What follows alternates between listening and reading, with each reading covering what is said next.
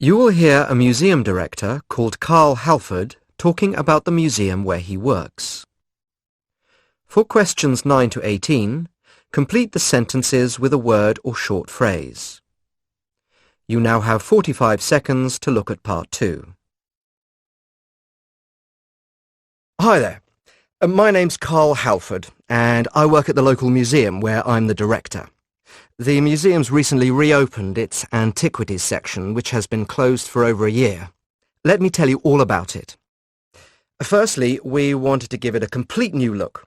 As you know, the museum was founded in 1902 and remained unchanged, barring the extension in 1958, until our last renovation project in 1973. So it was high time we freshened things up a little. We've made a lot of changes, and not only to the exhibits themselves. Like, we've replaced the display cabinets, and so on. People notice new cabinets and signs, but often not the fact that the lighting has been improved, although it can change the whole way they see an object, and it's an area in which great technical progress has been made in the last few years. So, what about the exhibits themselves? We've altered the selection on show. Part of our collection of around 650 objects is actually still stored underground, and so we've got 429 out on display, compared to 390 previously. A significant change we've made is in the organisation of the exhibits, so that where before they were grouped according to their place of origin, we've now created a pathway through the museum that allows you to view them in order of age, starting with the oldest as you enter the gallery. We've also provided more information on the signs, such as who first discovered them, how we think they were used, and so on. I'm often asked to talk about some of your favourite pieces, and it's hard to choose. But there's a fascinating cup, just a simple cup, which is over 4,500 years old.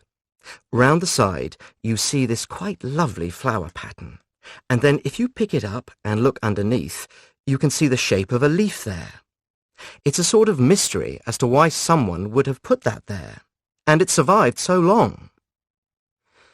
Another little mystery is a little set of figures. There's a farmer with 2 cows. Although they're certainly not horses or oxen, they do seem to be ploughing a field.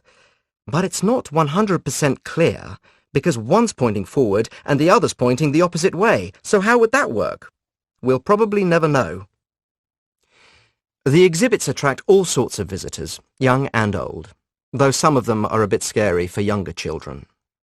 Like there's one statue that's got a big head with lots of curly hair, and eyes that seem to follow you round the room. You notice kids looking back at them nervously.